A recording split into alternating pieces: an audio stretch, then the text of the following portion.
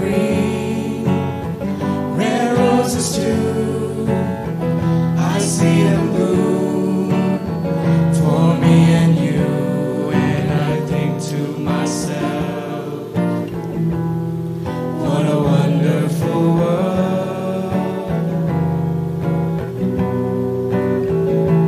I see skies of blue and clouds of white, bright blessed days, dark sacred nights, and I think to myself, what a wonderful world.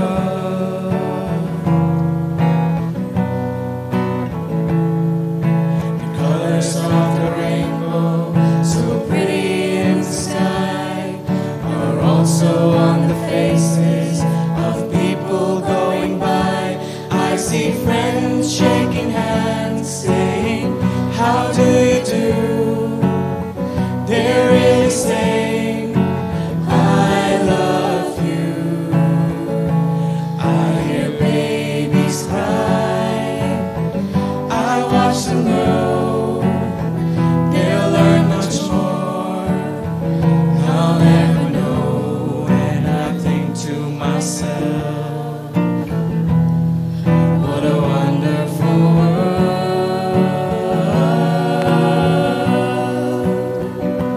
Yes, I think to myself, what a wonderful world. Thank you. Please be seated. September is a special month for us. When we remember our teachers and mentors fondly, memory of mentors is gratitude and inner guiding force. Collective remembrance is gratitude, savored, shared, and proclaimed. Paul Love Endowment Lecture Series is an act in love and in memory. It is our way of showing our deep respect and love for Dr. Paul Love, for his inspiration and guidance. 2025 is MS Swaminathan centenary year, when we all celebrate the contribution of the father of Green Revolution in India. In 1990, MS Swaminathan was invited by the President of Guyana to play a leadership role in establishing that tropical forests could be conserved and used sustainably to enhance business opportunities of local communities. To commemorate the rich contribution of Dr. MS Swaminathan, a time capsule in his name was buried by the President of Guyana deep in the rainforest, in the life-sustaining soil for the future generations to discover. It may or may not be retrieved in our time or in Dr. Soumya Swaminathan's time, but a time capsule suggests ingrained memory, gratitude ingrained in us, and gratitude that remains deep within us. Dr. Paul Jaker, the principal and secretary of the American College, is part of a rich legacy.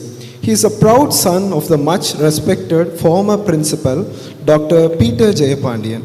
Dr. Paul Jaker exudes enormous love for the American College and a strong commitment to its history and progress. His enthusiasm and unwavering dedication to preserving the deep-rooted traditions of the American College have assured a promising trajectory to our college. This is undoubtedly a time of revival, evident in his dedication to the student and faculty exchange programs, particularly the resumption of the decades-old Oberlin-Shanxi bond. His eagerness to interact with students has made him accessible and popular. His association with Dr. Paul Love goes back to his younger days when he was growing up as a campus kid. We invite our beloved principal and secretary to share his memories of Dr. Paul Love and offer his felicitations. Welcome, sir. I welcome all of you to this special person, Dr. Paul L. Love Endowment Lecture 2025, organized by the SCILET of the American College. This is going to be a memoir. My personal experiences and memories of Uncle Paul Love. I stand here today with a heart full of gratitude and memories as I speak about someone very dear to me. Late Uncle Paul Linda Love. To me, he was always uncle, and I was simply Jacob. That was our relationship from the very beginning. Uncle came to the American College in the late 1970s, invited to start the postgraduate department of English. It was he, along with our former faculty, who designed the curriculum, a curriculum that was global in both language and literature at a time when such a vision was rare. In fact, he was the last missionary from the American Board of Commissioners for Foreign Mission, and his work here left an enduring legacy, a permanent imprint. I came to know Uncle closely in 1981 because our lives became intertwined in a very special way. My father, Dr. Peter Jayapandian, was the warden of Dudley Hall at that time, and our family lived downstairs at Palmwood. Right upstairs on the first floor lived Uncle Paul Love. And so it wasn't just a neighborhood connection, it became a family bond. Anyone who stepped into Uncle's house will remember how bright it always was. All the fans would be on, the house neat, airy, and welcoming, filled with an effervescence that made you feel instantly at home. There was always lime juice waiting in the refrigerator and lots of food.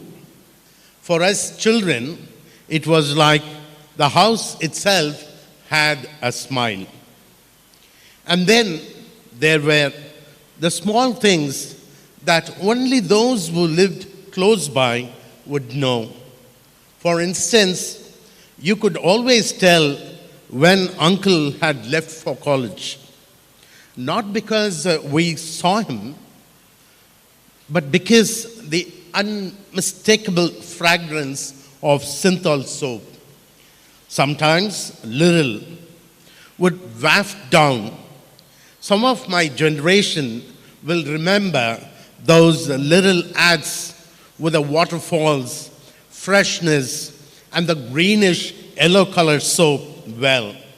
That was Uncle's invisible announcement that the day had begun. His home was always a welcome place for everyone.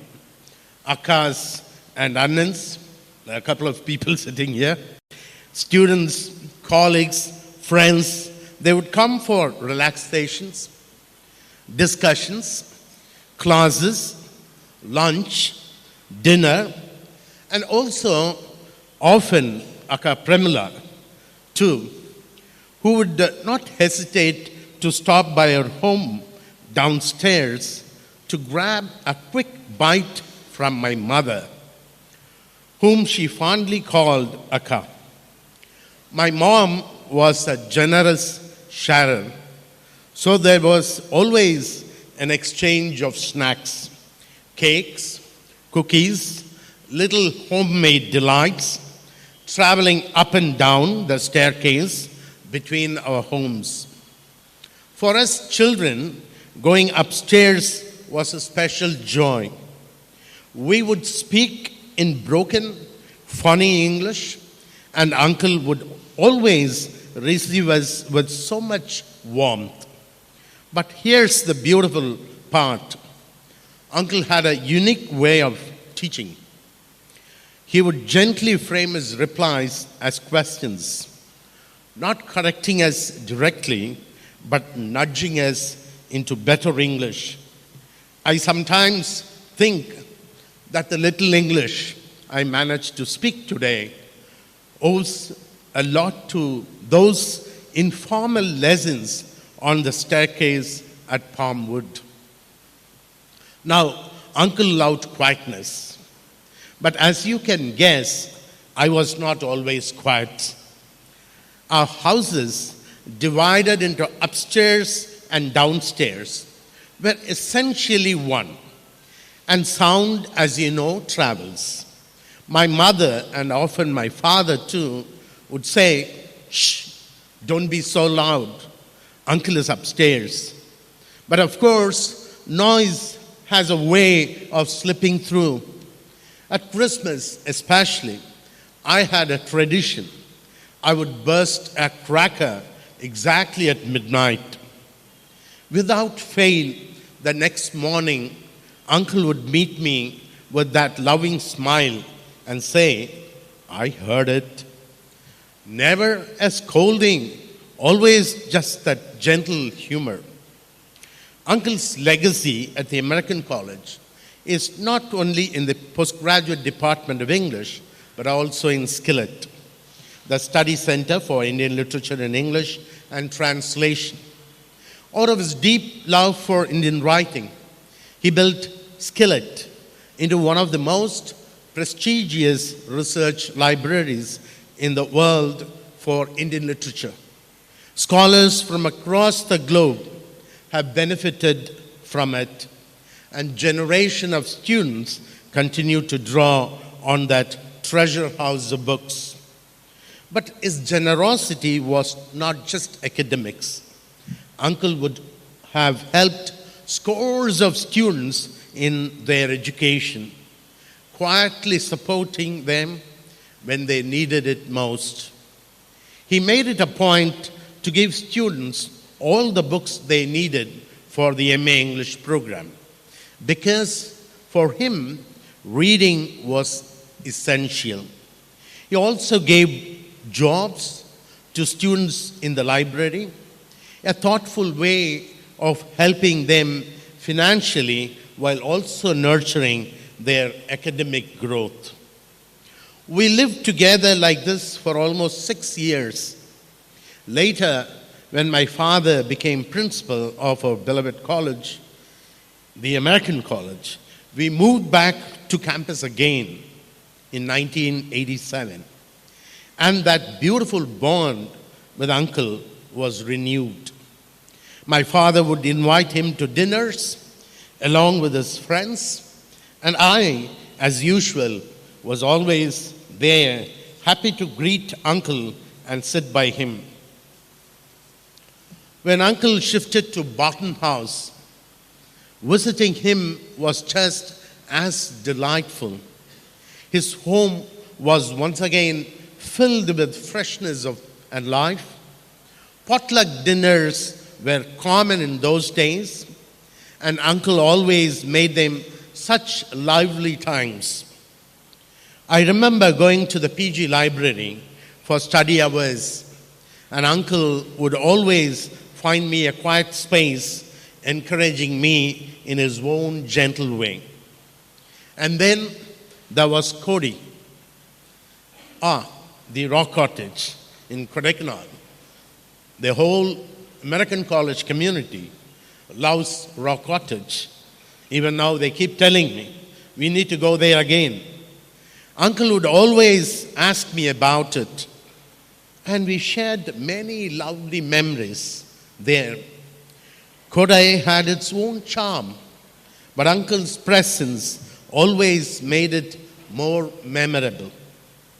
What stands out to me most about Uncle Paul Lau is this.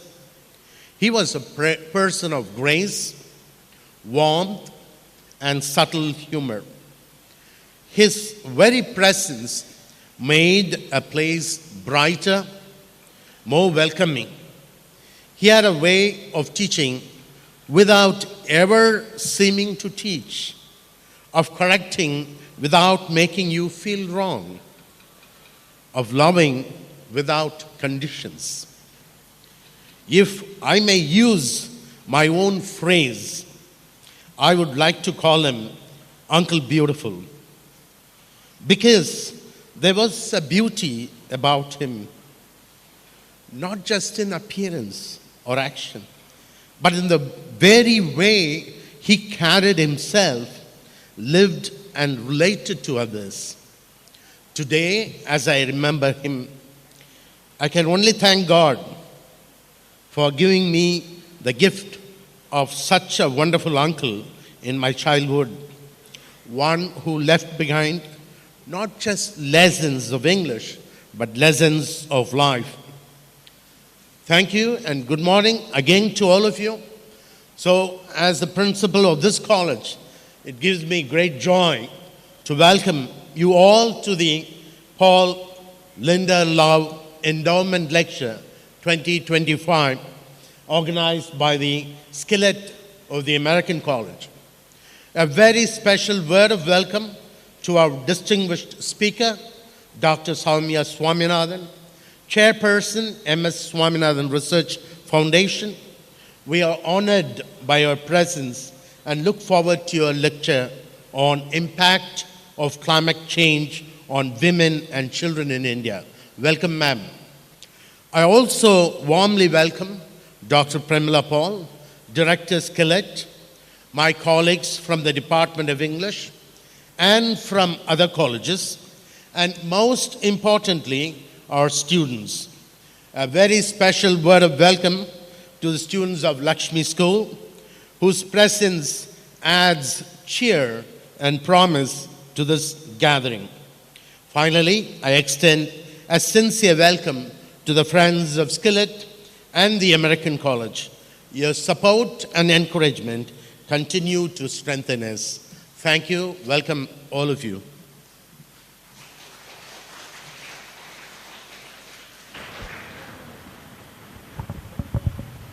Thank you, Dr. Jayakar, for sharing such warm memories of Paul Love. Dr. Premila Paul, Director of SCILET, is one of Paul Love's colleagues and closest friends. With immense dedication and tireless work, she, along with Paul Love and R.P. Nair, has built up SCILET to its present status as a one-of-its-kind study center for literature, boasting over 18,000 books. Affectionately called PP, she is the constant love and drive behind SCILET in its countless endeavors. She has fiercely encouraged students, faculty, and scholars to engage in critical discussions about literature and contemporary South Asian global issues. We invite Dr. Premila Paul to welcome the gathering and introduce the program. Thank you very much, Dr. Paul Jayakar, Principal and Secretary of the College, the Bursar, and all the other administrators for helping us arrange this program. Welcome all of you and thank you so much for your patience and sorry to have started it late. This remembrance event started in the year 2016 in honor of Paul Love, is all memory driven, gratitude driven, and we usually arrange an oration by an eminent intellectual, and we use the opportunity to encourage our students to reflect on the chosen topic both before and after the event. And I sincerely thank Joel Timothy, Ganesh Babu, Karis, Olive, and Praveen to have led the discussions this time on climate change.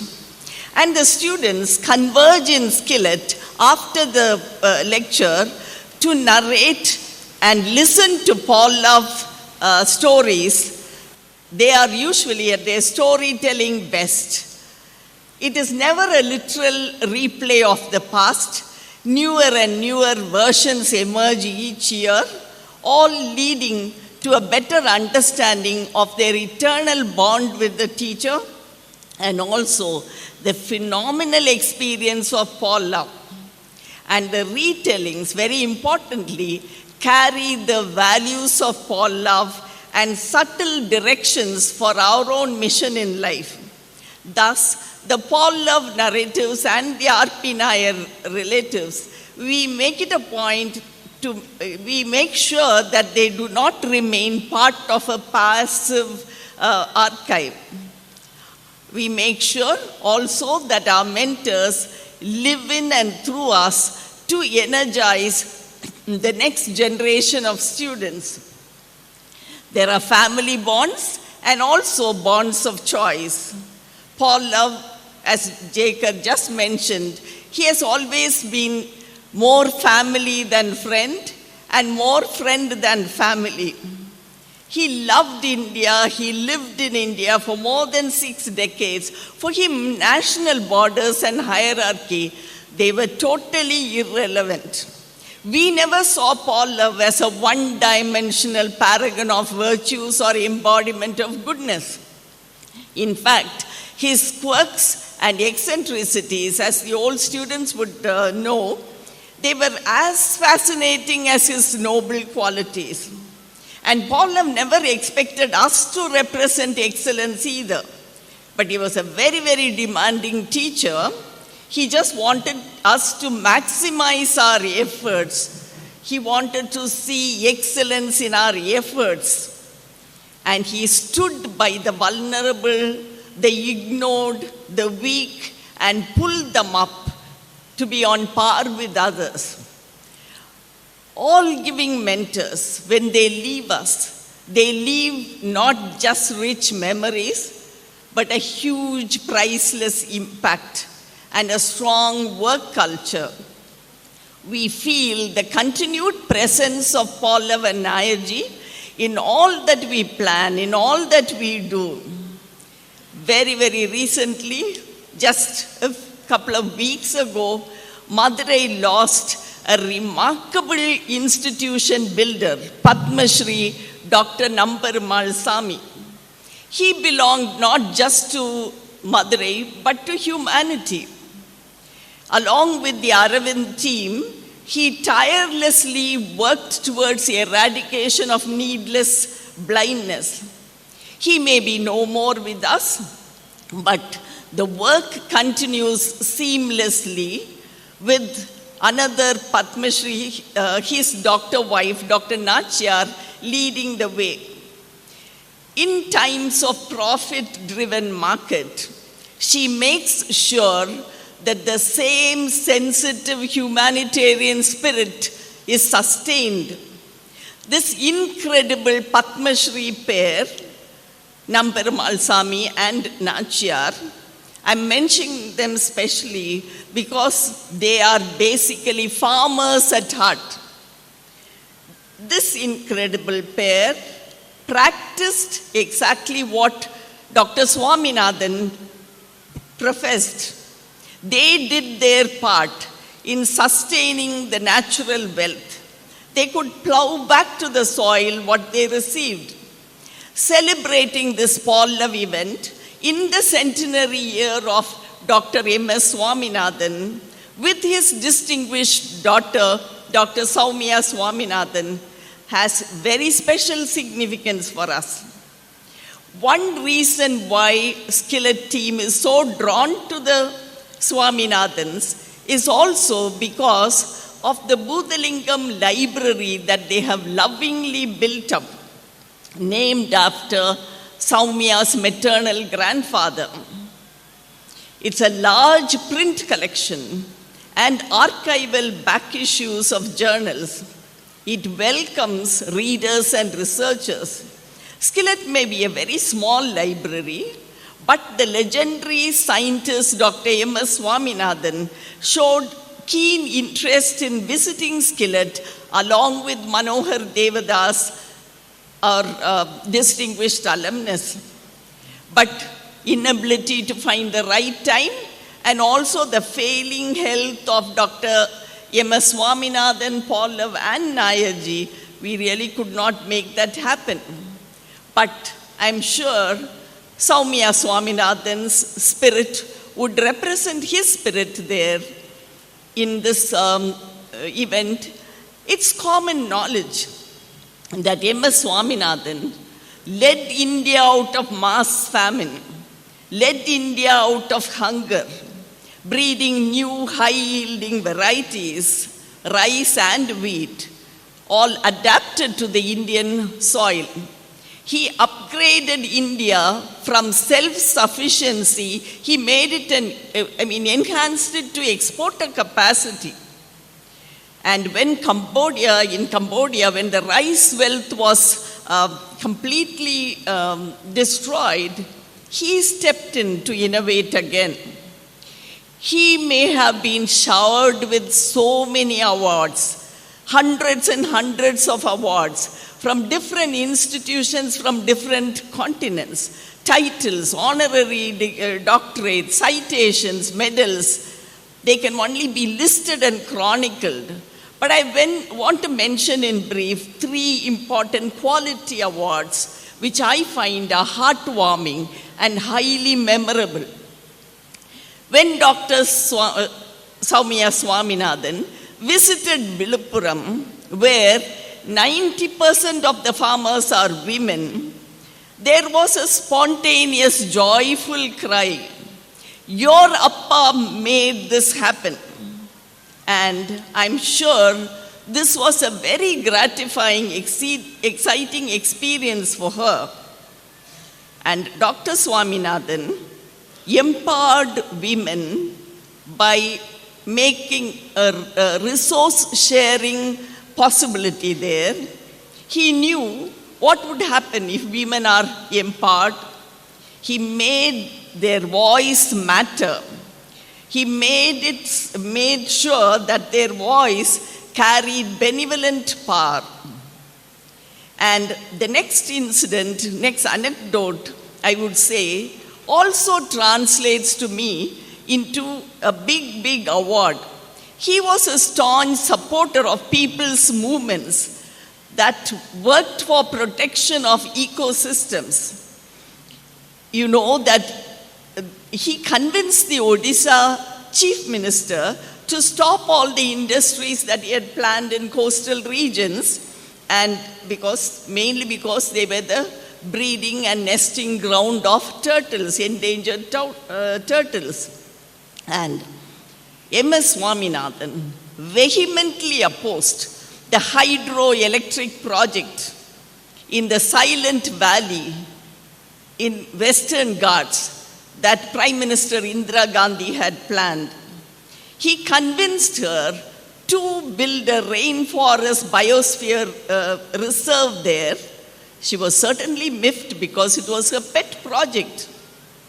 But when Dr. M.S. Swaminathan was the Director General of International Rice Institute in Philippines, he came to India for a day to give a convocation address. And Indira Gandhi insisted on him meeting her, and overnight she requested him to prepare the Congress Party manifesto.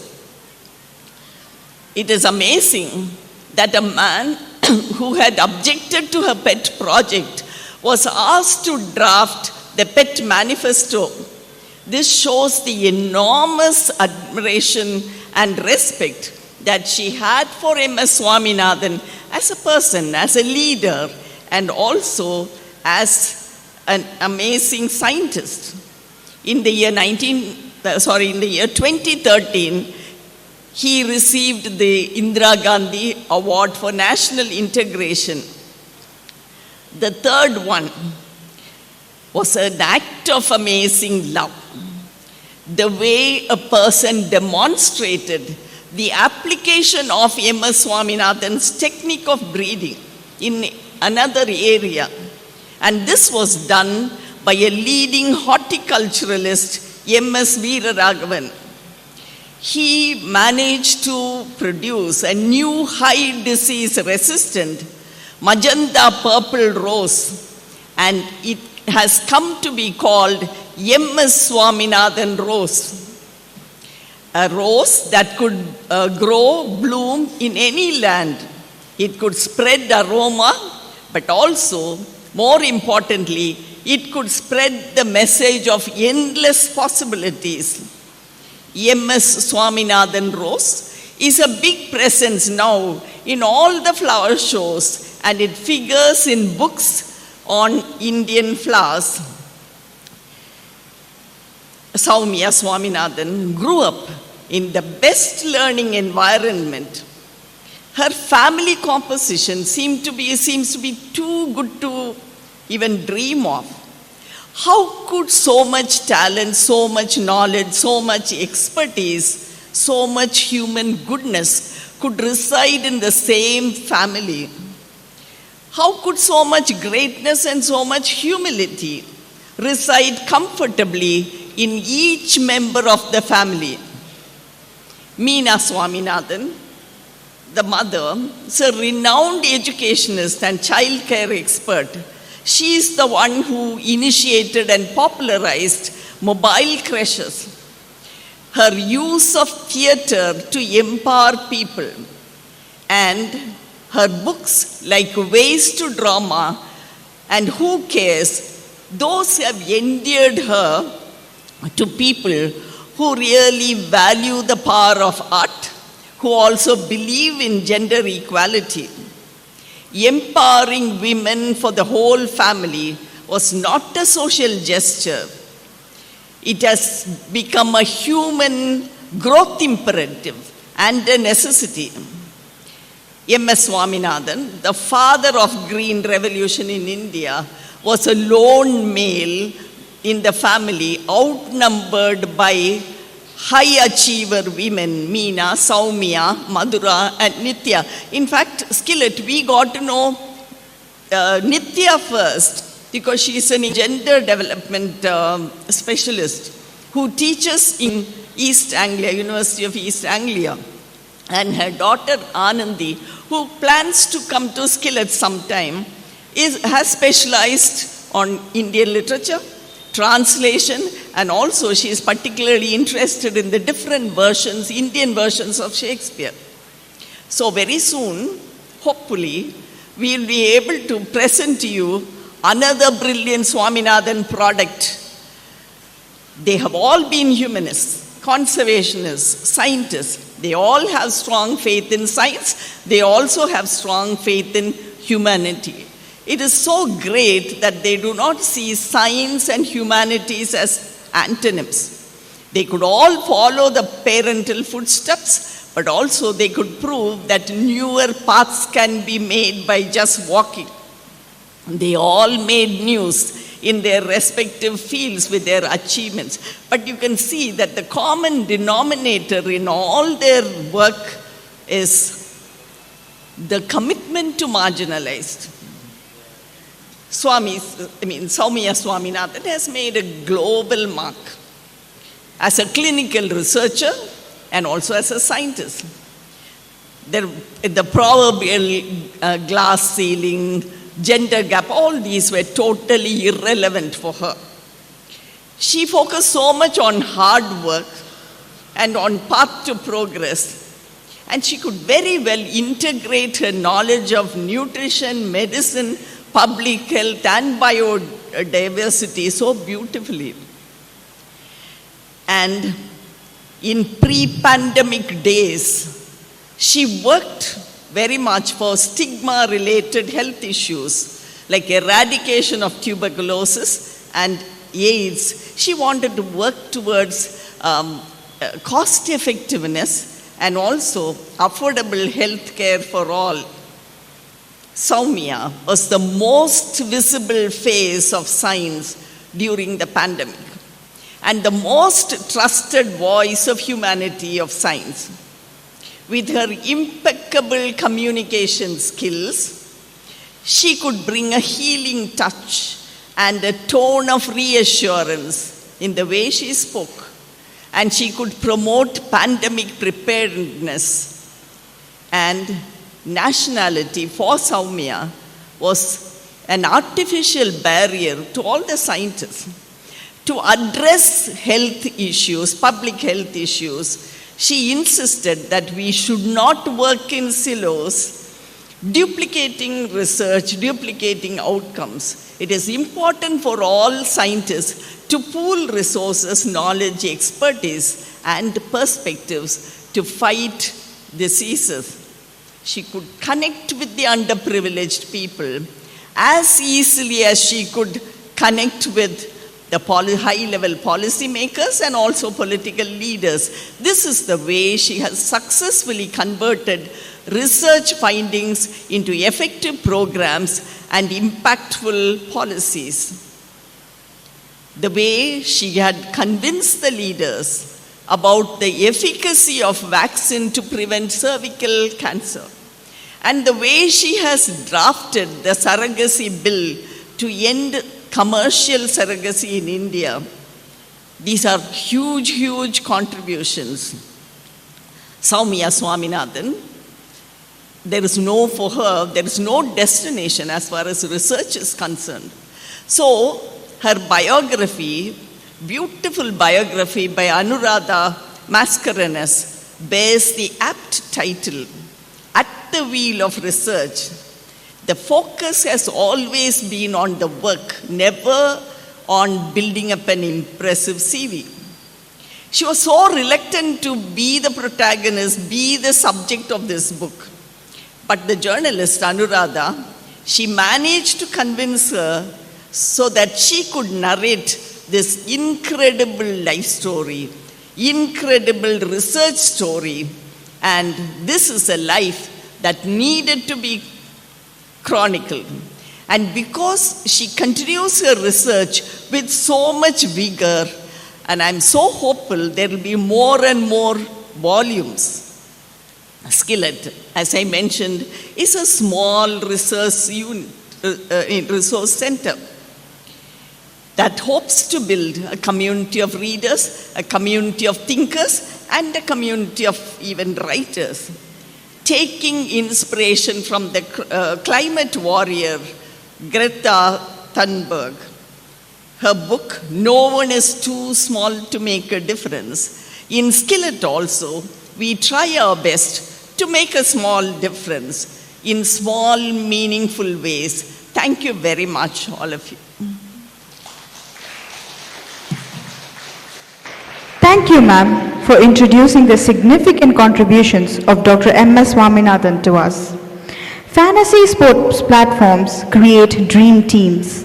People pick the best players to represent their teams to maximize results and wins. The Swaminathan household is a dream team, a dream family where each member is a high achiever, each member a humanitarian. Individually and collectively, they envision a dream country, a dream world free of hunger and disease. Dr. Devi Jayaraj of Gandhigram Rural Institute and a proud alumnus of the American College and Miss Babitra Devi of SCILET, both inspired colleague friends of Dr. Paul Love, have prepared a short video highlighting the contributions of Dr. Paul Love and Dr. Soumya Swaminathan to introduce the 2025 Paul Love Endowment Lecture.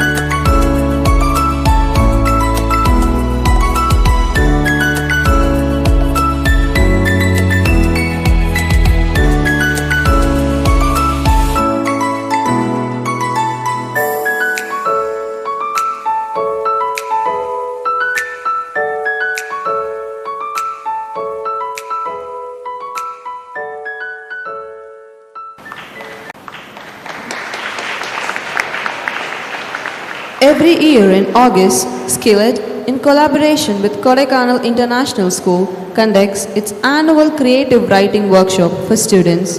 Over 3 days, the students are trained at creative writing by a well-known Indian creative writer. This August witnessed the 33rd edition of the workshop. This collaboration is the brainchild of Dr. Paul Love of SCILET and Mr. Robert Granner of Kodaikanal International School. The student contribution at the workshop is collected and published in a volume called Kavitalaya. We are proud to release the 32nd edition of Kavitalaya. We request Dr. J. Paul Jaker, the Principal and Secretary of the American College, and Dr. Christina Singh, former Principal of the Lady Toe College, to please come on stage to receive a copy of Kavitalaya from Dr. Soumya Swaminathan.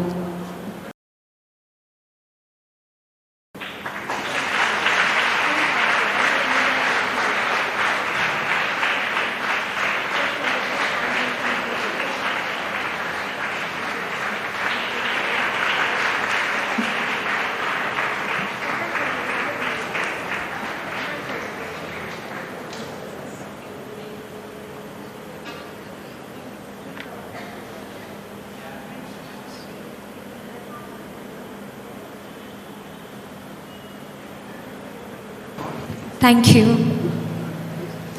In 1998, when Dr. M.S. Swaminathan completed his term as Director General of the International Rice Research Institute in the Philippines, top scientists and employees queued up to get his autographs on the t-shirts they were wearing. It was a celebrity send-off not usually associated with researchers and scientists. We feel the same enthusiasm and excitement in welcoming Dr. Soumya Swaminathan. We invite Dr. Swaminathan to deliver the 10th Paul Love Endowment Lecture. Thank you very much. Dr. Jaker, Dr. Pramila, Paul, and all the senior faculty and students.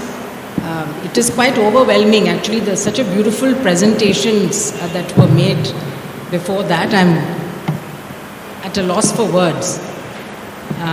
I don't know where and how the students have managed to put together such a beautiful video and collected all these photographs and really picked on some very meaningful. Thank you so much, Dr. Pramila, for those very, very kind words that you spoke. And it's very humbling, actually, to be here and to honor somebody like Dr. Paul Love. Very, very few people would have walked, I'm sure, in Madurai, who've done so much. But we did hear about some of the other luminaries from Madurai who have impacted society in a very big way. One of them, of course, is Dr. Nam, the founder of the Aravind Eye Hospital. I've had the pleasure of meeting him and know his family quite well. But the other person I'm really missing today and thinking of is Manohar Devdas. Manohar loved American College, spoke so much and loved Madurai, of course. He was born and brought up in Madurai. And luckily for us, he has left behind beautiful drawings and writings about Madurai that will last forever. Those of you who have not read Manohar Devdas's books, please do. I can say that, I've never come across a couple like Manohar and Mahima, that life gave them so many challenges and setbacks, but it did not deter them from not only living their lives fully, but giving as much back to people as possible. It was always inspiring, uplifting to be in their company. And when you all sang the song today, What a Wonderful World, I was really thinking about Manohar and Mahima and their attitude to life, always looking on the bright side of things, So, and I'm also very, very sorry for having kept you all waiting for such a long time, and really grateful that you all have stayed back. I will go through some PowerPoint slides, but I want to have some time for interaction. Particularly as it's a very young audience, and it's always enriching to hear from young people, you've got insights that we don't have. Even my father, when he was 90 plus, he started declining a lot of engagements, but the one thing he would never say no to is if a student or a group of students wanted to come and meet him. And he always said he learnt more from them and from his own grandchildren. I hope Anandi will visit you here. One day I'll be sure to tell her that I was here and that you're all waiting for Anandi to come. Yes, her PhD was a very interesting Shakespeare in Indian languages. So the topic for today is climate change, and particularly its focus, the impact on women and children. And India is going to be, go to the next slide please. As I said, a tribute to Dr. Love. But you can see that climate, we can go to the next slide, impacts health in many, many different ways. And what it does is that it worsens existing inequalities. It can also add new threats and challenges. But generally what happens is it makes things worse. So if you're already facing a certain situation, if you live in a place where the rains are irregular, where the drought-prone, climate change today is making everything more unpredictable. We've seen unseasonal rains. I'm sure Madurai also has seen that at different times. So you have the extreme weather events, and if you have followed the news this year, almost the whole of North India, Punjab, Haryana, Uttarakhand, Himachal, Jammu and Kashmir, the kind of extreme rain they've had have led to landslides, have led to flooding of the fields, have led to breakdown in communication, and very sadly, loss of hundreds of lives. A couple of years before, we saw Pakistan affected by unprecedented floods. You see wildfires happening all over the world. There's no place in the world that is immune from climate change. Increasing impact of heat waves, we'll talk a little bit more about that. Change in vector distribution. Mosquitoes today can live in places they could not survive earlier because it's becoming warmer and more humid. The collector of Uti, Nilgiris district, told me that they have dengue mosquitoes there, which they never had in the past.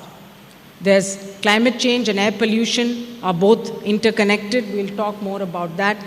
And it's having an impact on animal, human and planetary health. And this is why nowadays people like to talk about one health, because we cannot divide human beings from other living things on earth. But of course, the vulnerability factors you see at the bottom are what makes it easier for some people to adapt. If you live in a high-income country, you've got air conditioning, you've got good housing, you have access to healthcare, you have access to food. Even during the COVID pandemic, what did we see? We saw that inequalities became worse. That people who were already poor, vulnerable, dependent on daily wages, they are the ones who got impacted. So climate change is going to do the same thing. We can move on and we'll talk about time poverty and women in particular, how it's impacting them. Go ahead. We talk about 3 planetary threats today because it's not just climate change, it's also biodiversity loss. You know that India is one of the hotspots for biodiversity. We constitute only 2% of the world's land area, but we have 8% of the world's biodiversity.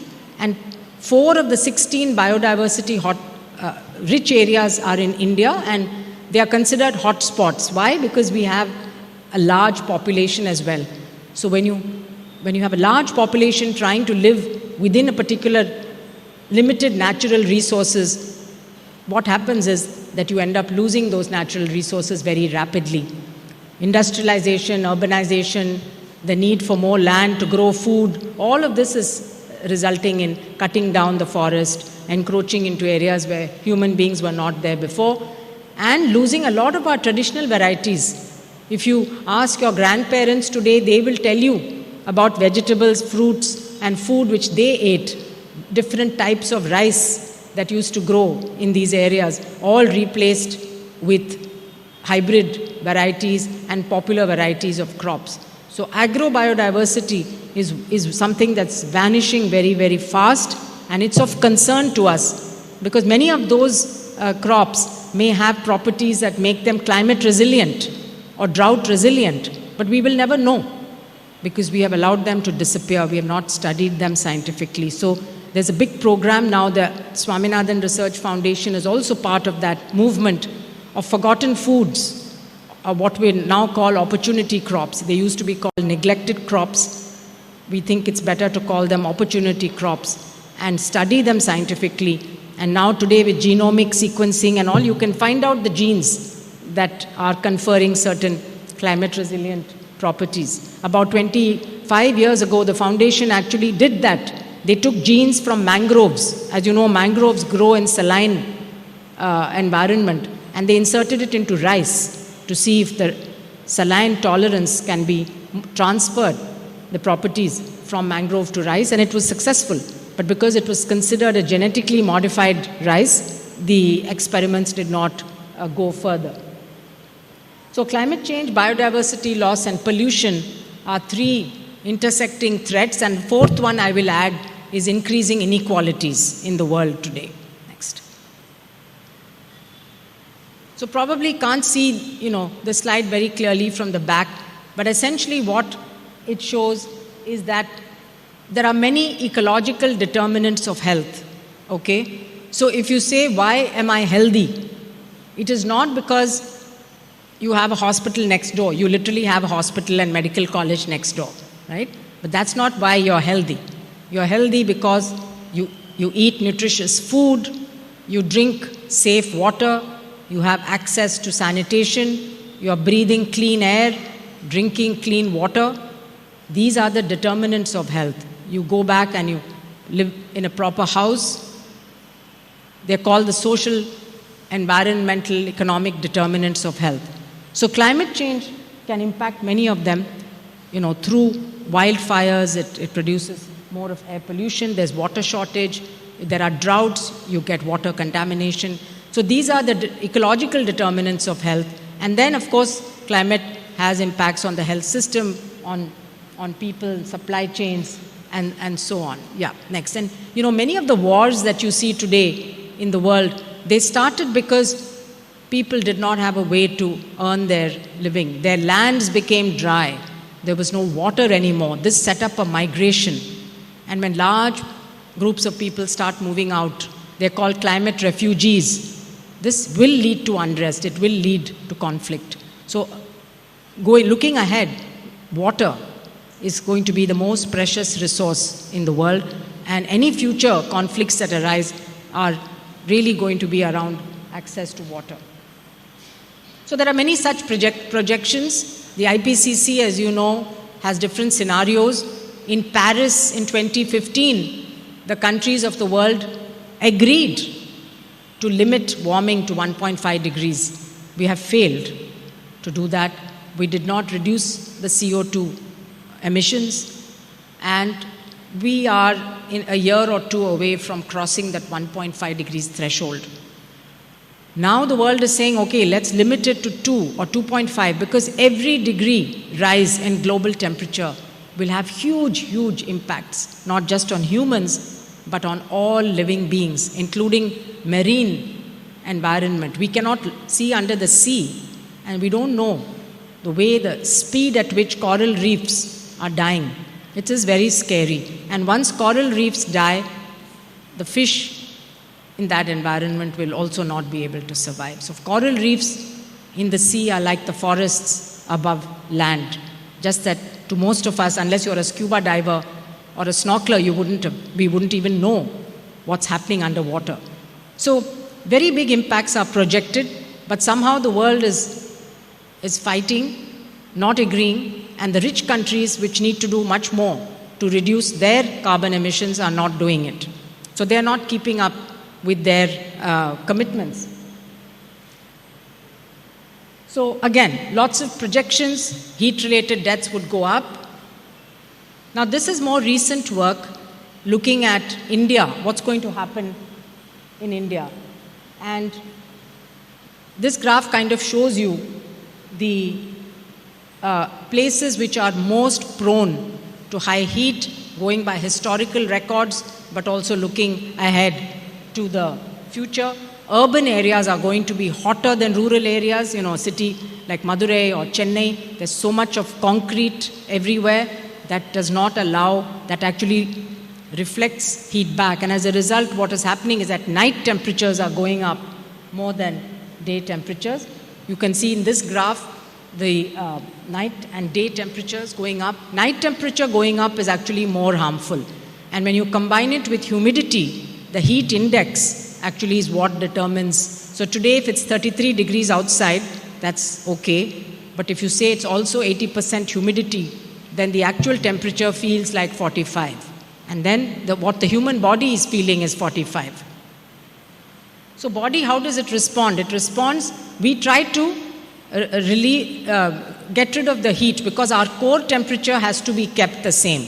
The core temperature cannot go very high. The surface temperature could go high. Core temperature has to be kept. Normal temperature is 37 degrees centigrade. So to do that, we sweat, right, when we are exposed to heat.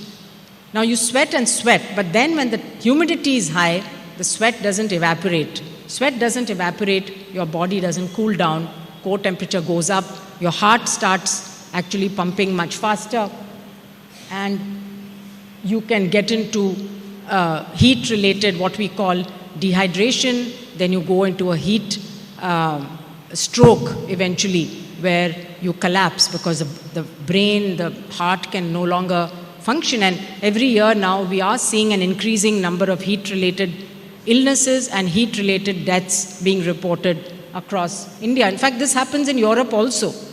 And you'll find there mostly it's the elderly who die during the, if the summer becomes very, very hot.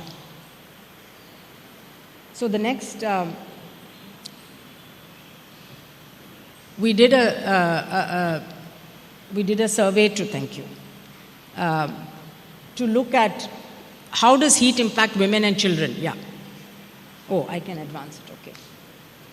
And basically what we wanted to see is, are women and children impacted disproportionately? Everybody is going to face it, right? Men, women, children, elderly, everyone. But in this particular thing, we were looking to see what are those factors where women are. Obviously, women reproductively have a different, the bodies are different. So there is pregnancy, there is childbirth, there is looking after the children. Then the social construct of women also means that women have to do much more of the caregiving at home, the cooking, the access to food, nutrition, all that depends on women. And nowadays with migration, very often women are heading households, women are looking after the farming and the fields, the men migrate to the cities.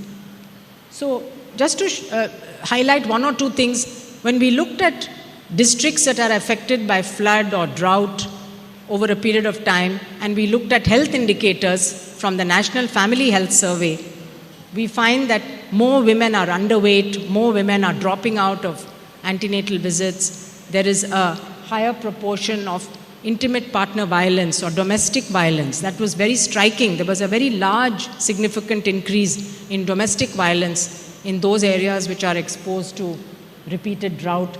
And similarly, children, both their health and their education actually are suffering. They had more diarrhea, they had less nutritious food. So basically, it's showing a correlation that if you're exposed to climate extremes, then your health, your nutrition, your education, your livelihood, all of that is going to be impacted. The other big risk factor we have today, environmental risk factors, air pollution. And this kind of shows you that almost all of India basically we are all exposed to air which is way above the limits that the WHO has set for good health. So WHO says that the PM 2.5, that is a particulate matter which is 2.5 microns in size, should be under 5 micrograms per cubic mm in air that we breathe. There is no part of India where that is there.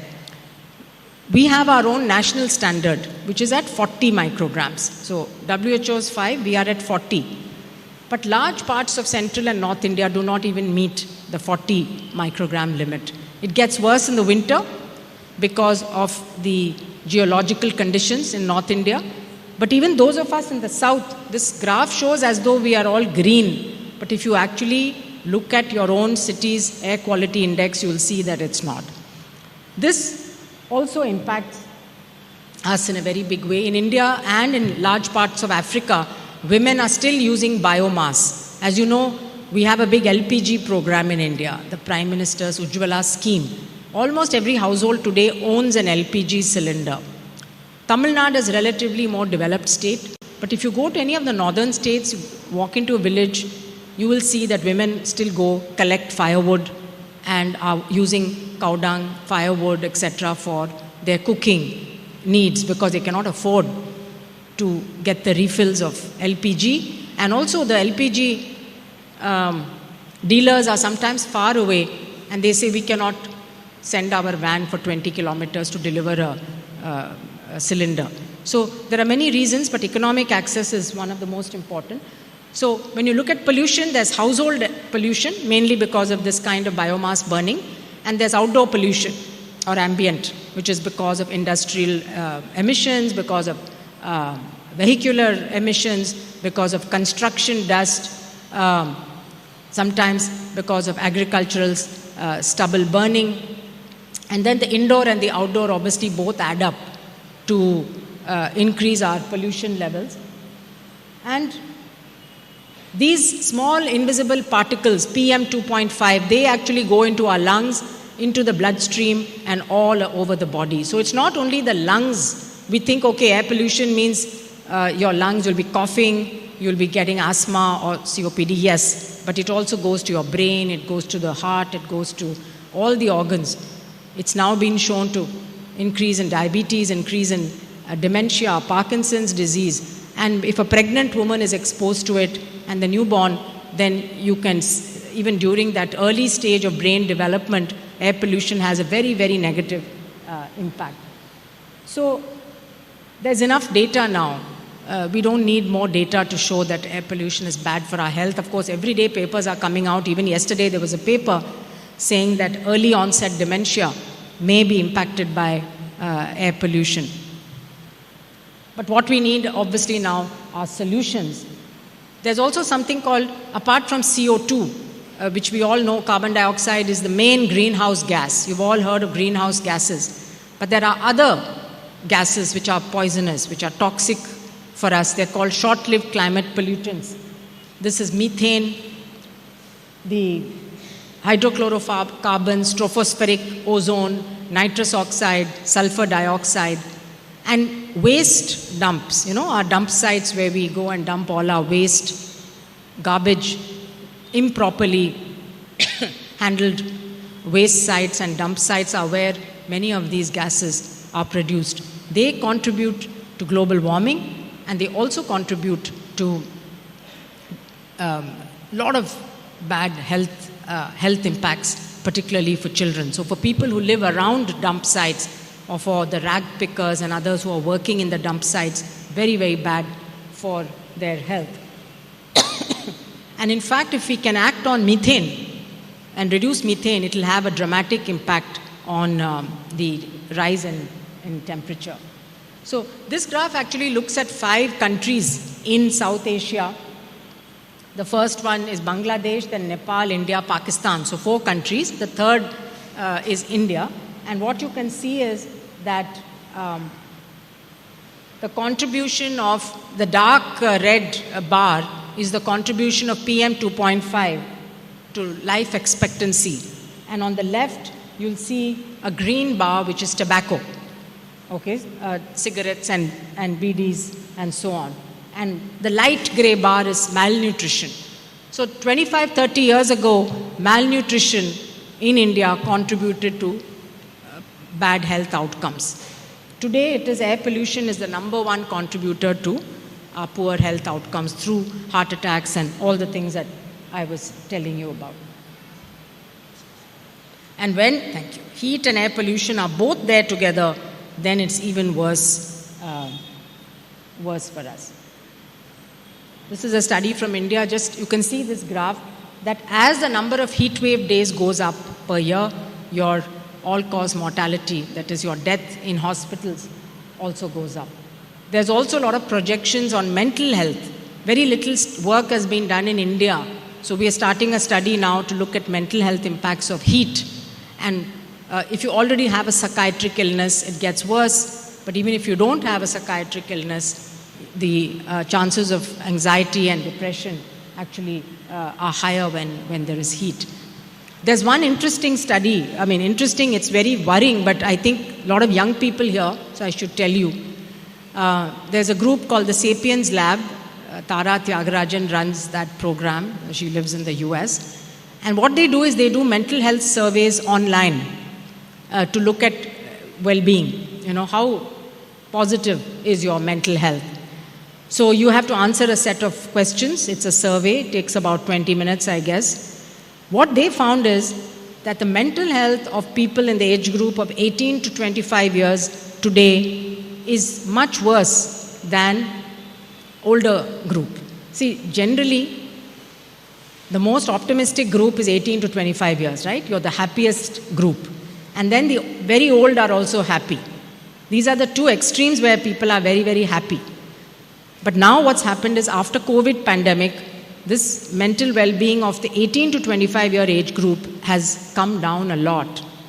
And the study identified 4 factors contributing to this. I'm sure you can guess what they are.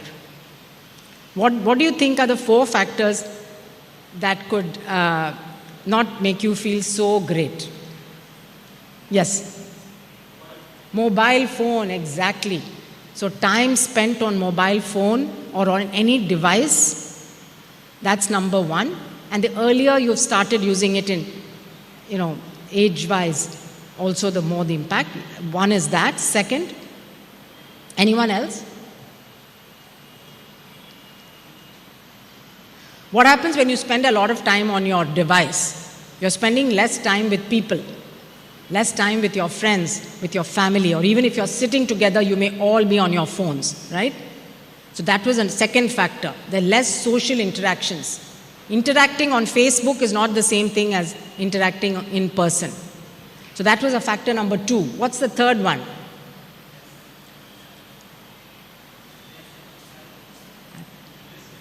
Exercise. Excellent. Yes. Physical inactivity. We are spending more of our time sitting because, again, devices, this, that. We are moving from one device to another. Or we are in a transport. We are not walking or cycling. So I, as a college student, I had a cycle in Pune, in Armed Forces Medical College. You saw the slide. And so cycle all over Pune to Lonavala by cycle. You can't dream of doing that today. Of course, it's also unsafe now. Even if you want to cycle and walk on the roads, it's very difficult. So the third factor is physical inactivity, lack of physical activity. We need more sports. You have to exercise every day. And the fourth factor is, I think you can guess logically, is the change in diet.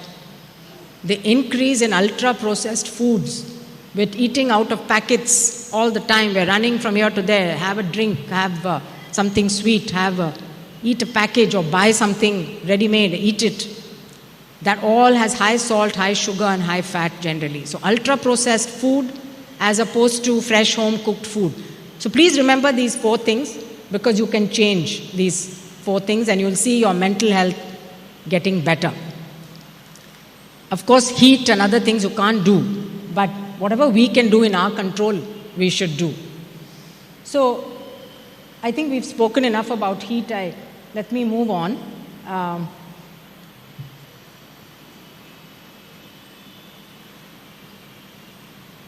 Basically, again, it's what we found in our study. We did a survey across 7 states. We found that women reported a lot of heat-related illnesses, physical health, mental health, reproductive health, to the point where they even go and have a hysterectomy because they need to work and they just can't bear it anymore in the heat.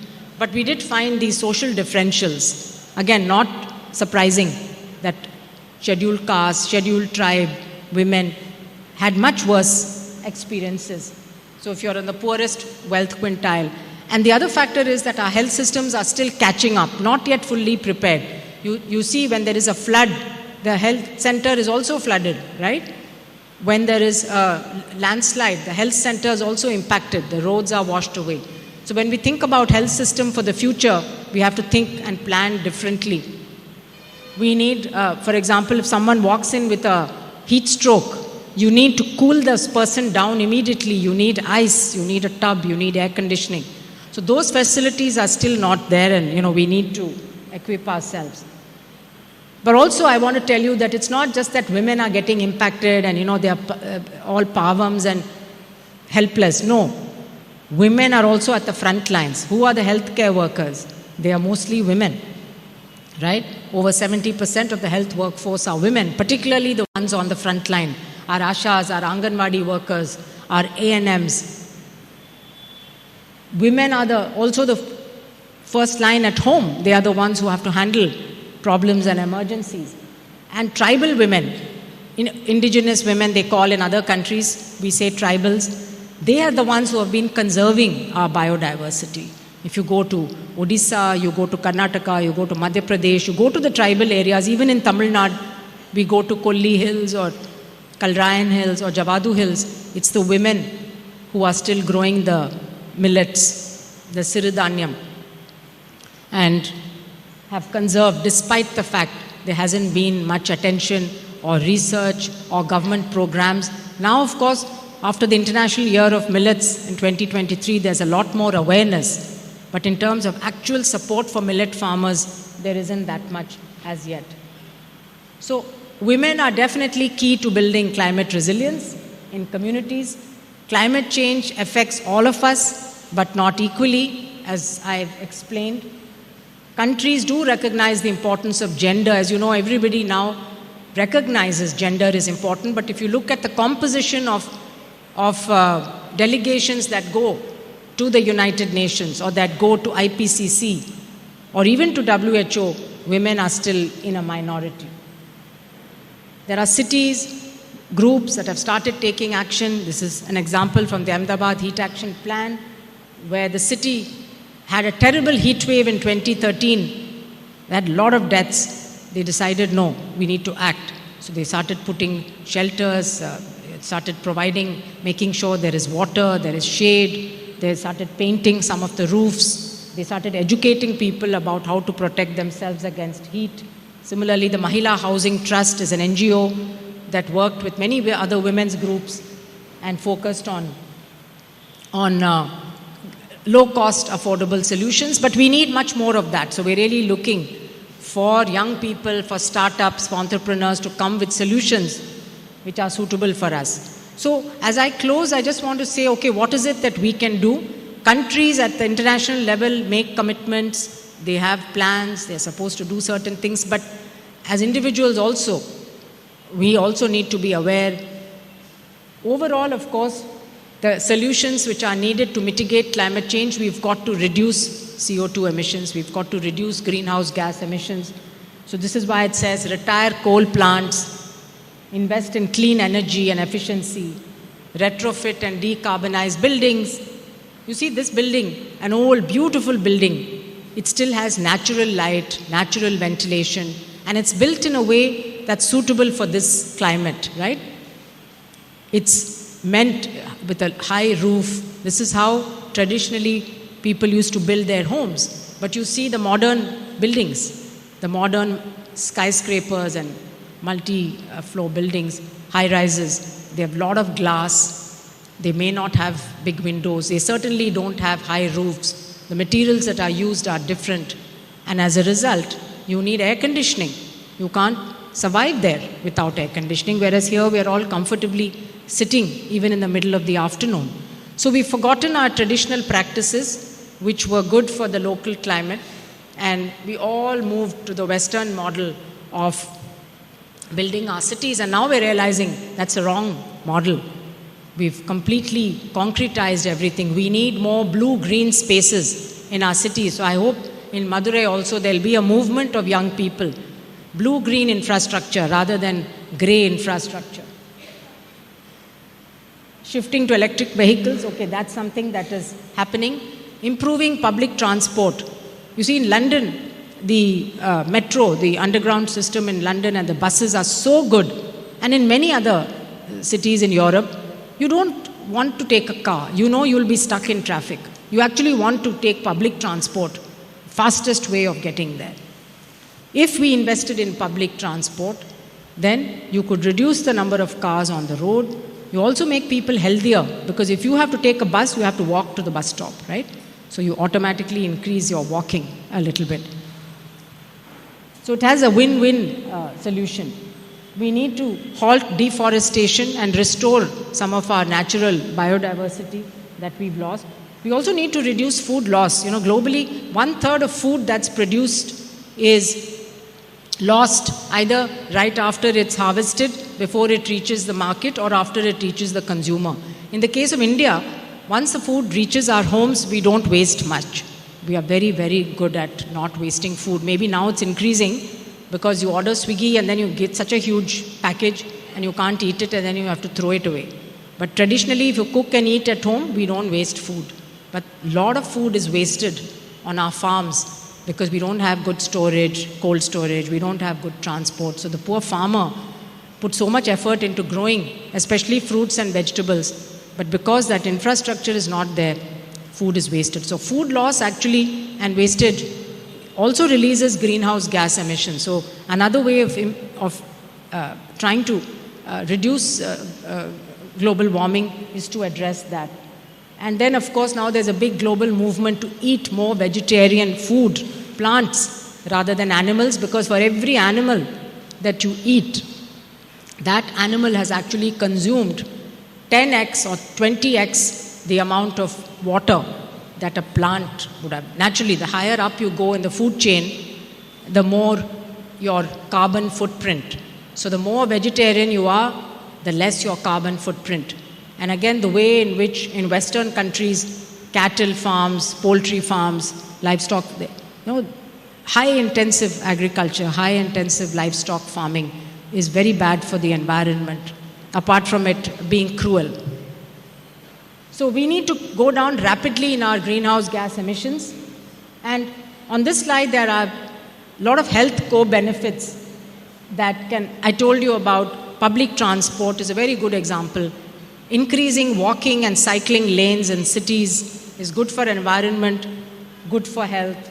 Similarly, having parks, having urban forests is good for health, good for the environment, reduces pollution. So I would like to end there basically by saying that a lot of people now believe technology can come to our rescue. Artificial intelligence is going to find all the solutions of humanity. Well, artificial intelligence can certainly help and assist us, but I think ultimately it is human judgment, human creativity, human ingenuity, and the empathy that we have for our fellow human beings, right?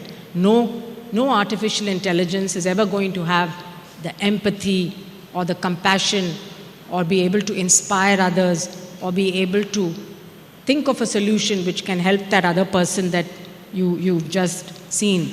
Those are not qualities I believe that a machine will ever have. So I think it is human beings who have created all of this in the name of development. Many good things have happened in the 20th century, and when India got independence, our life expectancy was 34 years, okay?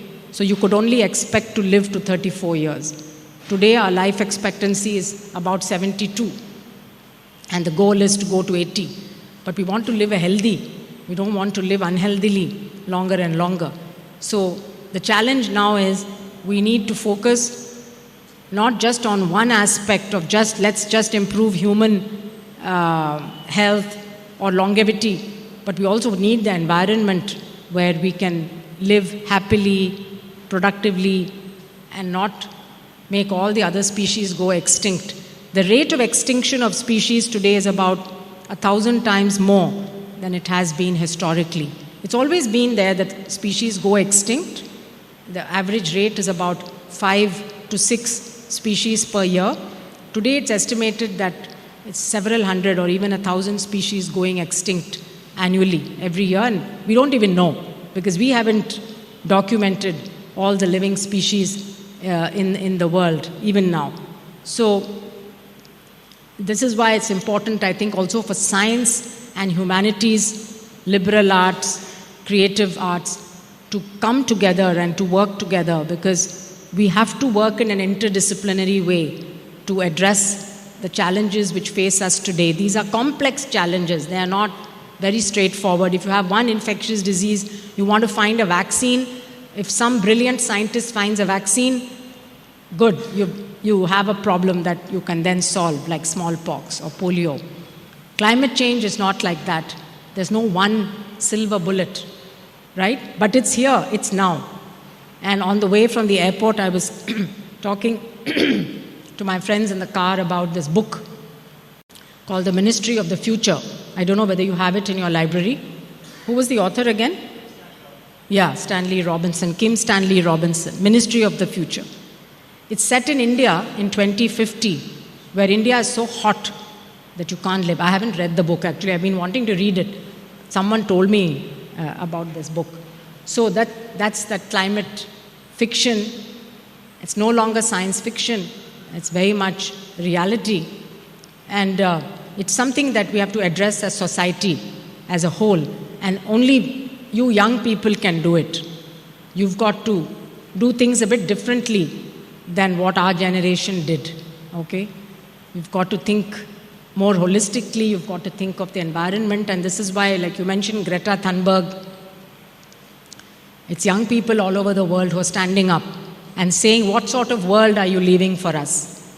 So we've made many mistakes, and we should do our best to redress those mistakes and talk about it and acknowledge it and say, yes, a few things we've definitely got wrong, right? You always have to learn from your, even during COVID, I used to say that we did a lot of good things. Science came out a winner. Science is what brought us out of the COVID pandemic. But yes, we made mistakes, there were misjudgments, but most importantly, the knowledge was changing very rapidly. Science was moving so fast, you had to keep up with it. The same thing is happening now actually here. The science is actually moving pretty fast. We're learning more and more. But I think we've got to become more solution-oriented rather than describing. So at the foundation, we work a lot with communities in the coastal areas and tribal areas, and now also in urban areas, trying to think of solutions, particularly for the people who are unable to really do much to protect themselves. So we've got to take science and technology and solve societal problems. And that's what Albert Einstein said, that science without humanity is of no use to anybody. My father also truly believed in that. And everywhere he went, he looked, okay, here's a possible technological breakthrough. How do we connect that to the societal need and try to solve that? So I'd like to thank you all very, very much for this opportunity. You've been so patient. I know it's quite late, but I want to thank you, sir, the principal, and particularly Pramila Paul, for I've heard about you for so long that I'm glad that I'm here with SCILET. Manohar Devdas has told me about SCILET, and you can see the love for American College coming through, when he used to speak about this place. So I made a promise long ago that I will come one day, and despite all the confusion this morning, I'm glad that I was able to be here with you all for a couple of hours, and will definitely come back again. Thank you. Thank you very much.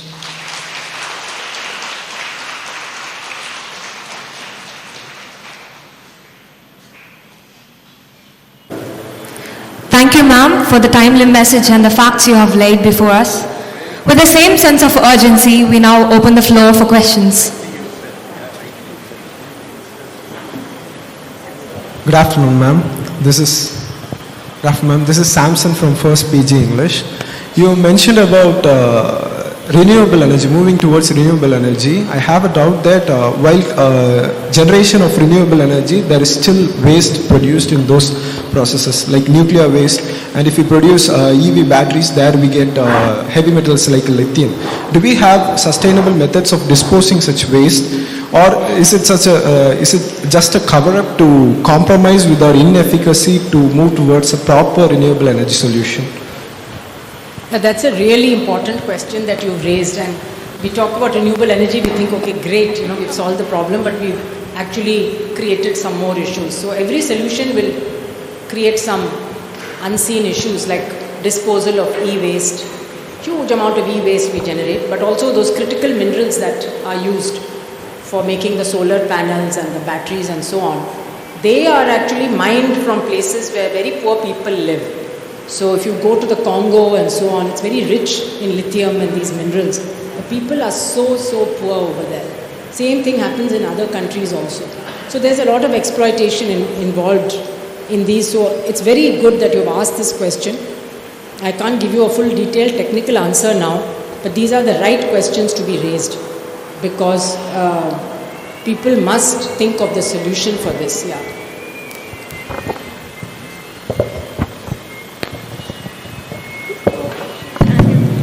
Hi ma'am, I'm Akash. I did my UG here actually a few years ago. Firstly, thank you for the wonderful speech. So my question was, you were encouraging interdisciplinary research and also you spoke about indigenous women being on the front line. They were contributing to protecting biodiversity, which I really appreciate. My question was something more literary. Let's say through myth, we have always connected community. That has been one of the primary purposes of having myth. And even recently when we had a granite issue at Pottakadai, people of that place, they gathered together believing that there is a deity in that hill. So do you think in this age of AI, I know it's a naive question, but still, do you still think myth has a way of uniting people and also standing against corruption, which are really prevalent today? And the onus shouldn't just be on marginalized people or the downtrodden people. My question is, if tribal people and also writers who write on tribal literature, if they can focus more on the myths and maybe navigate that idea to connect it to the deification of nature or environment per se, can it benefit us? Can literature do that? No, you're very right. I think some of it is myth, some of it is tradition and culture. And we can see even in our day-to-day lives how much of the traditional practices that our grandparents did, we have forgotten. And many of them were very nature-friendly solutions. So one good example is sacred groves. Many communities in all states of India, you will find that a sacred grove is something that is considered a holy place. There are some spirits there and so on. And yes. Bishnoi, many communities actually across many states. And you'll find that those places actually have forest or at least a patch of local indigenous trees and plants. And people have left that, even if they are cutting down other parts, they will not. Similarly, certain mountains are considered holy and nobody will go and destroy those. Those are very useful. So we've got to mix, I think, science with tradition and culture and really bring out the best. Some traditions may not be useful or scientific or could even be harmful. We could give those up. But there could be other traditions which are really pro-nature, pro-environment, which also inculcate respect for nature and children. So there were many such ceremonies, I remember when I was growing up, where you would feed the birds one day, you would do something else, you would go plant a tree and so on. You inculcate that even without realizing.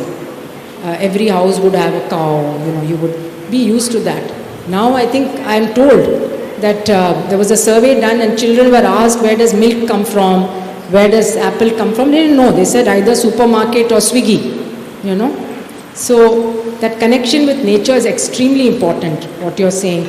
So even if you're growing up in an urban environment, I think we have to create those opportunities for kids. We have a program where we bring government school children into our campus and they spend 2 weeks with us. They're exposed to a lot of scientific experiments in the labs, but also on biodiversity, being able to identify plants, learning about butterflies and their importance. So, yes, there's a lot that we've forgotten, but this is why I said the science and humanities together. Recently, a friend of mine who works at the French Institute in Pondicherry brought out a book. She worked in Javadu Hills with the local people. And the book is nothing but words that they use, the tribal community uses. to describe their daily life. So there's a word for the millets, there's a word for the plow, there's a word for the goat, there's a word for...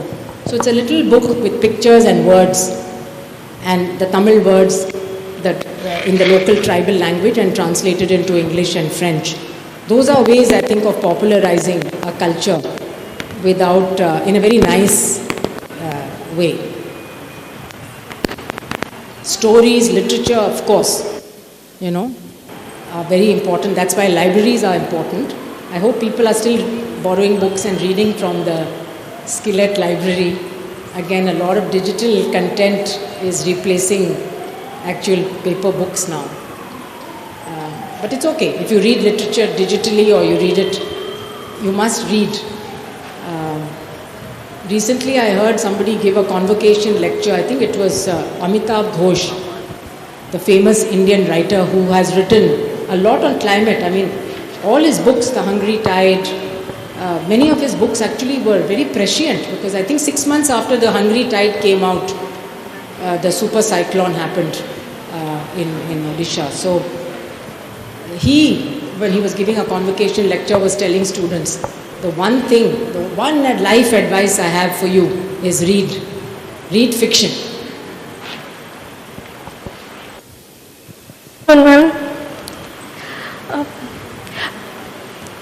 Ma'am, I'm here at the back. At the back, yeah. Ma'am, I feel that we can't have a complete conversation about climate change without talking about the big name companies that influence it. We know about Nestle causing recursive droughts in Africa, and according to this one report, just 100 companies have been the source of more than 70% of the world's greenhouse gas emissions since 1988. So we know that these companies are affecting us drastically, more than individual change could possibly fix. So what could we possibly do about this? I couldn't hear very well. You're talking about fossil fuel companies? Not just fossil fuel companies, ma'am. The triple threats that you mentioned, all of these seem to be affected. Yes, ma'am. Yeah. I mean, you're absolutely right. The big corporations put profit over everything else. So, I don't have an answer. I think shareholders have to change their views. That's the only way that big companies will change their behavior. Shareholders, as long as they want profits, the company management says, my first responsibility is to give dividends to my shareholders. So we saw this during COVID also. The big companies really made a lot of money at the expense of people's lives. So that's a lot of greed today in the world. I think the world's top billionaires, they own collectively, the GDP of many, many countries put together. And it's happening in India also. The number of billionaires is increasing, and the income disparities are growing. Unfortunate reality of the world today. So I think it's also related to value systems. So we have to shame them somehow into this, but just a few people speaking out. There are some economists who have actually put a lot of concrete ideas on the table, like taxing the super rich, and again the shareholders, changing the mind of shareholders so that they can influence company policies. But if you have some good ideas, I'm happy to hear. I can't think of a solution to. Ma'am, could I suggest boycotts? Boycotts of the companies that do all this. But that also comes with a risk that these companies influence every sphere of our life. Yes. So we can't it's very hard. Yes, ma'am. If it's one particular product, you can do it, but it's kind of as you say, it's everywhere. Yes, ma'am. But I think we can be more thoughtful when we purchase something. That's one thing we could do, right? Yes, ma'am. Definitely. When we buy a new pair of clothes or we buy shoes or something, maybe we should, or anything that we're eating, maybe we should be looking much more at the label over there and trying to figure out how can our own, at least our own purchases, be more conscious about carbon emissions and go for those companies. Unfortunately, many of those are more expensive. You want to buy organic food, it's a little more expensive. You have to pay a premium. If you want to buy, instead of a plastic bag, a recyclable bag, you have to pay a bit more. So that is the challenge. But if you're able to afford it, I would say let's do that. That's something that we control. Ma'am, you made an excellent presentation. Even though you are a doctor, you have a broad idea on environment, conservation and biodiversity. Hats off. And I have a question. What is your take-home message for Madurai? And what is your take-home message for administrators and politicians regarding climate change? See, people have to work at whatever level they are in. And obviously, if you are in a position where you can do something, you're the mayor of the city or you're in charge of environment, then you must use that position to make a change. And of course, if you're a politician, as common citizens or as educated people, let's say we are college professors or scientists or doctors, it is our responsibility to, of course, teach the next generation, but also speak about some of these issues which impact all of us. You see, in India, health or even any of these factors we talked about, whether it's air pollution or it's loss of biodiversity, it never makes it into any election campaign.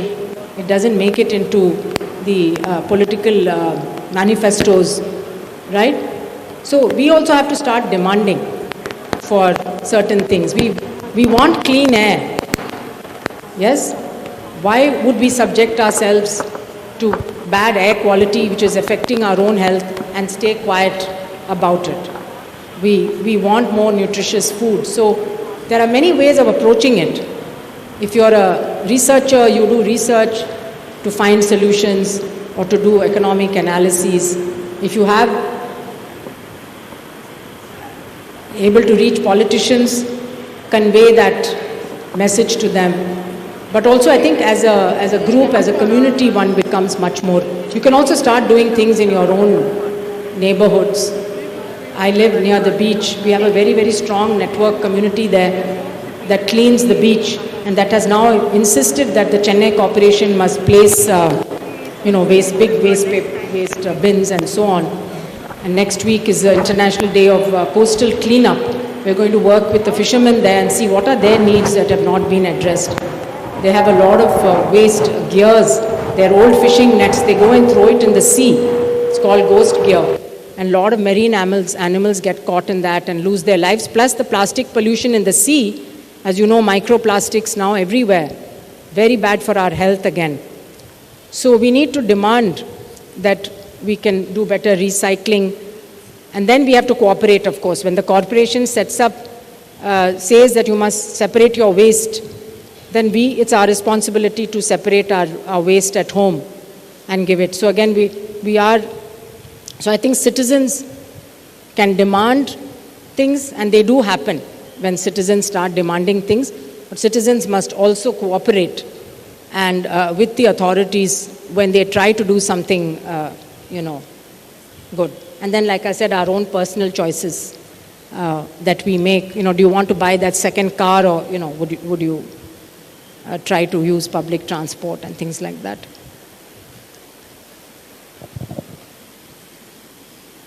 Maybe the last one? Yeah. Go ahead, sir. Hello. I am a former student of this college. My question is, our literature, Tamil literature, is the most environment-friendly literature. The Thinai movement, I'm part of the Thinai movement, and I'm an organic farmer myself. So we have an alternative lifestyle, an alternative literature, but our mainstream literature, see, this is a request to the American College English department as well. Like, how do we incorporate Thinai literature into the English literature stream? And our economics, our ecology, our lifestyle, everything should be started from the college here. And this education will take us a long way in solving this problem. And of course, we have complete climate change deniers, our PM being one of them. our Prime Minister the other day was, a few years ago, addressed school kids, and when a student asked, what do you think about climate change? The answer he gave was, the climate has not changed, we have changed. So I don't understand what it means. So this movement is always an NGO movement, an alternative movement, and this is where we are standing. And there is, from Tamil literature, we can take an alternative lifestyle. That's my point. Thank you. I agree with you. Thank you very much. And I also, Perumal Murugan is a good example of somebody who's written on environmental issues, and then T.M. Krishna has put it to music and sung it. And I love that poem of his on Porambok land, and who does it belong to? It's a very beautiful song. So those of you who have not heard it, please go and listen to it on YouTube. T.M. Krishna singing Perumal Murugan's Porambok song. So, yeah, I think it's awareness, and its climate is changing, no doubt about it. But human beings have the ability to adapt in different ways. And what we're doing today is not helping. So we need to change that model of whatever we're doing. That's, I think, what and one of them is going back, learning about traditions and trying to take the best of them. So thank you so much. Thank you very much. Thank you, ma'am, for your presence today and your interesting talk. Now it's time to honor the chief guest. Now I call upon Dr. Paul Jaker, the Principal and Secretary of American College, to come and give a small memento to Dr. Soumya Swaminathan.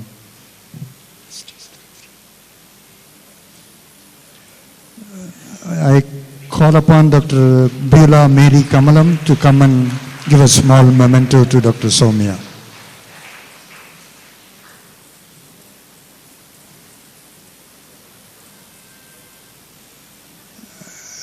I call upon Dr. Shamala, former Professor of the Department of Economics, to give a small memento. I call upon Dr. Geeta Kanagaraj and Dr. Suha Joshua, former students of Paul Lowe and Professor Nair, to come and give a small memento.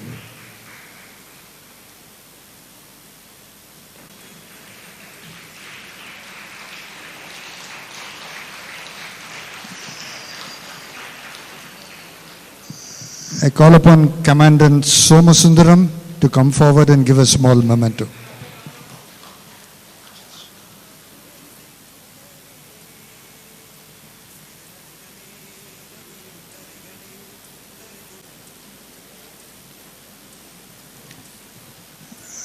We would like to thank Dr. Paul Jaker, the Principal and Secretary, for his continuous support in all of its SCILET's activity. We would like to thank Dr. Beulah Mary Kamalam, the Bursar, the Vice Principal, Dr. Samuel Anbuselvan, the Head of the English Department, Dr. K. Ravi, Dr. Sagi, and Dr. Joel, and students who participated from the Lady Doe College and the Meenakshi College, and the students from Lakshmi School.